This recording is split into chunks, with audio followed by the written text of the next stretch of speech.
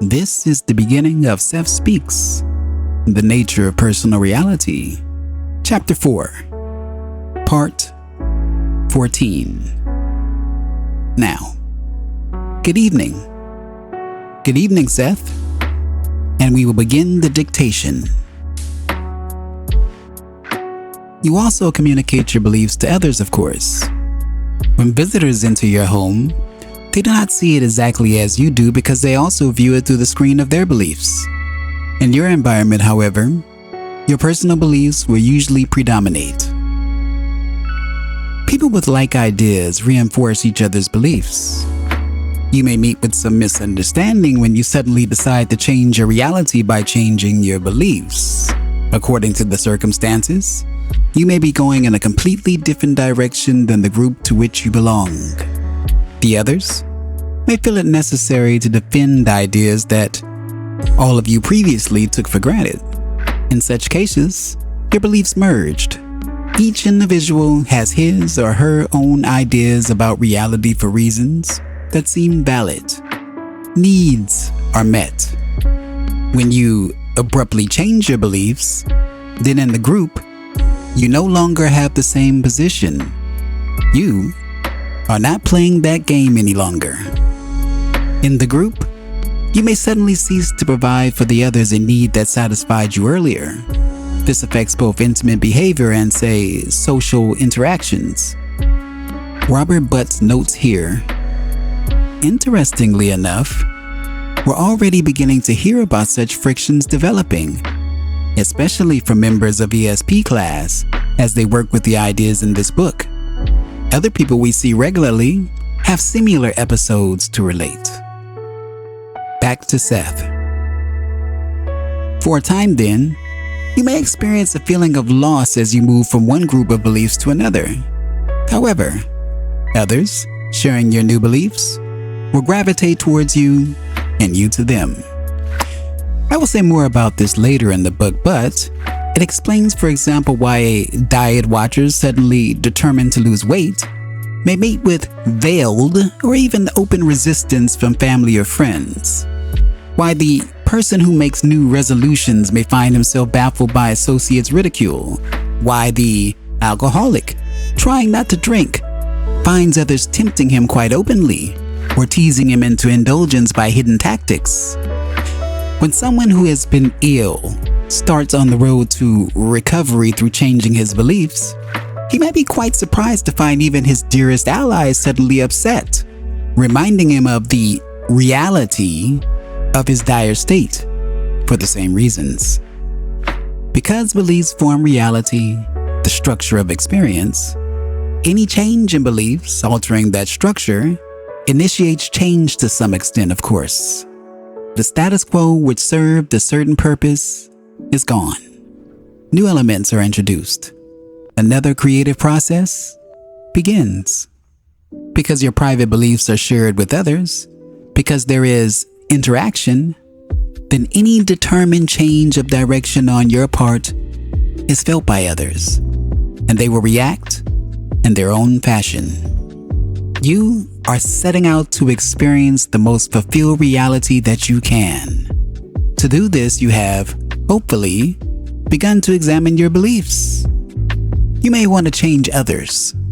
In doing so, you begin with yourself. I told you in the 619th session to imagine a game in which you see yourself acting in line with the new desired belief. As you do so, see yourself affecting others in the new fashion. See them reacting to you in the new way. This is highly important because telepathically you are sending them interior messages. You are telling them that you are changing the conditions and the behavior of your relationship. You are broadcasting your altered position. Some will be able to understand you at that level. There may be those who need the old framework, and someone, if not you, to play the part you played before. Those people will either drop out of your experience or you must drop them from yours. Once more, if you think of your daily life as an ever-moving, three-dimensional painting with you as the artist, then you will realize that as your beliefs change, so will your experience. You must accept the idea completely, however, that your beliefs form your experience. Discard those beliefs that are not bringing you those effects you want. In the meantime, you will often be in a position of telling yourself that something is true in the face of physical data that seems completely contradictory.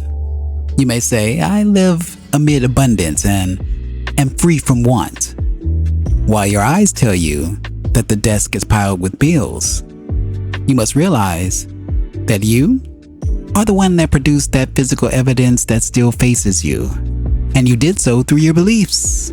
So, as you alter the belief, the physical evidence will gradually begin to prove your new belief as faithfully as it did your old one. You must work with your own ideas.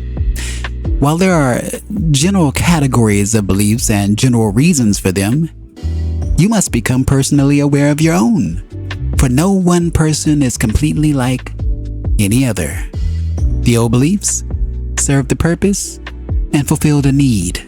You may have believed that, of itself, poverty was more spiritual than abundance, or that you were basically unworthy and should therefore punish yourself by being poor.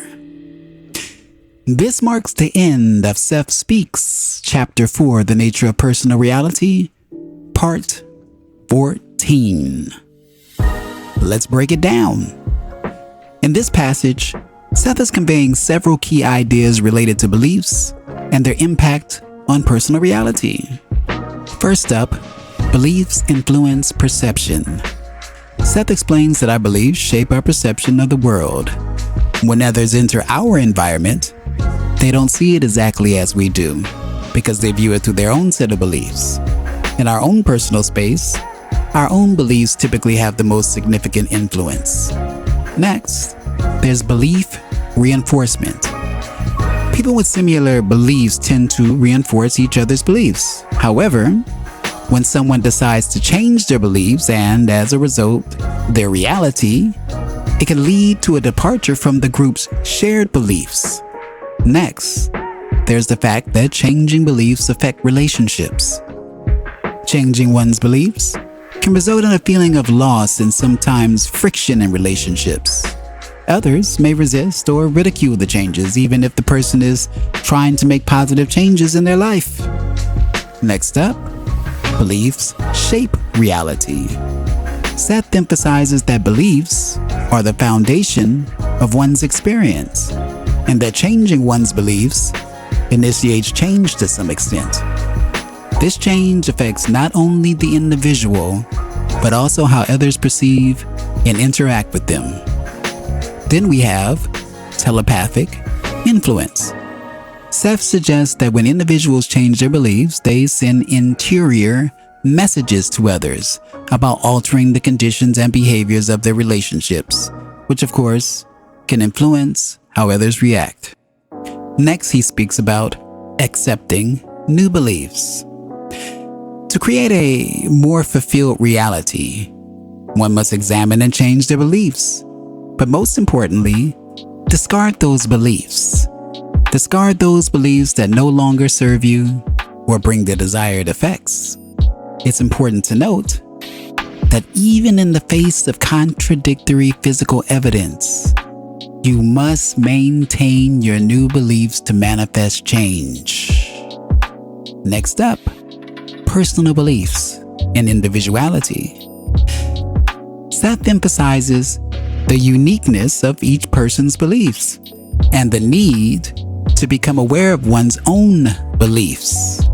It's important to remember that old beliefs serve the purpose and met specific needs, even if they seem illogical or limiting in retrospect.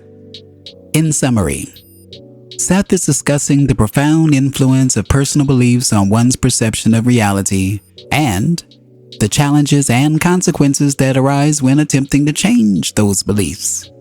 He underscores the importance of examining and adjusting one's beliefs to shape a more fulfilling reality.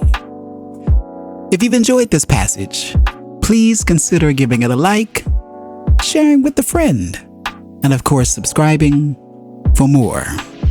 What did you think about this one?